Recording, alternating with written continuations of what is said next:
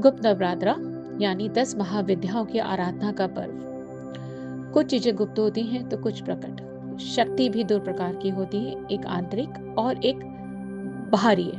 आंतरिक शक्ति का संबंध सीधे तौर पर व्यक्ति के चारित्रिक गुणों से होता है। कहते हैं कि हम क्या हैं ये हम ही जानते हैं। दूसरा रूप वह है जो सबके सामने होता है। जैसा हम दिखते हैं वैसा हम करते हैं, जैसा हम सोचते हैं वैसा ही व्यवहार हमें दिखता है। तो ये दोनों अंतर होते हैं दो गुप्त चीजों के अंदर। वैसे ही हमारे ये नवरात्रे होते हैं।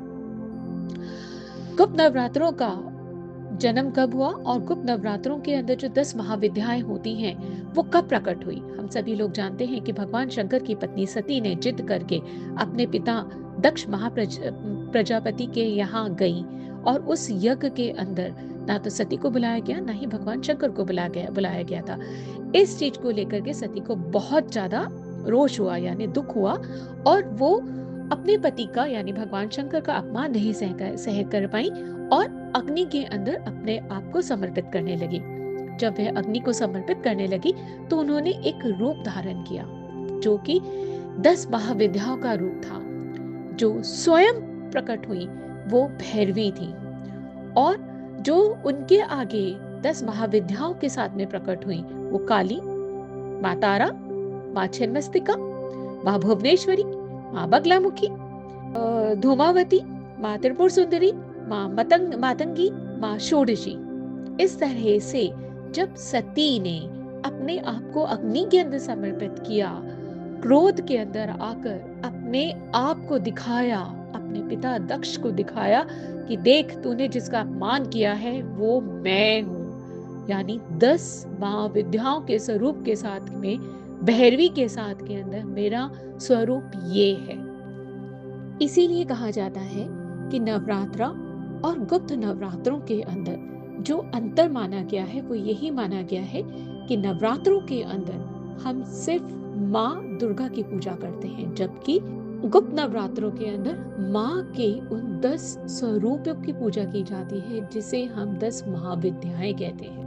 अब इन 10 महाविद्याओं का प्रतीक क्या है, यानी ये 10 महाविद्याएं क्या क्या कार्य करती हैं? सबका अपना एक अलग कार्य बना हुआ है, बांधा गया है।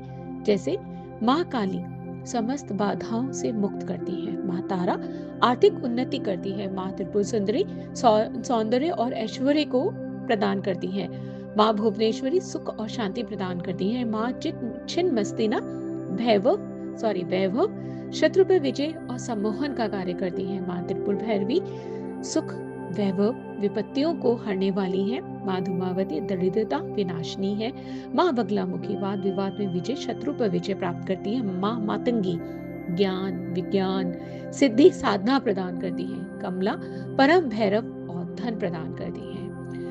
अब समझने वाली बात यह है कि इन 10 महाविद्याओं के गुण जब हम पहचान लेते हैं तो हमें ये भी पता चल जाता है कि हमारे जीवन के अंदर अगर कोई परेशानी आ रही है तो हमें इन 10 महाविद्याओं में से किन महाविद्या का पूजन अर्चना मंत्र जपना चाहिए या हवन कराना चाहिए। या तो हम स्वयं मंत्र जपें या किसी साधक से, किसी पंडित से, किसी अच्छे ज्ञाता से हम इनकी पूजा करा करके हमारे जीवन में आने वाली हर विपत्ति को दूर कर सकते हैं।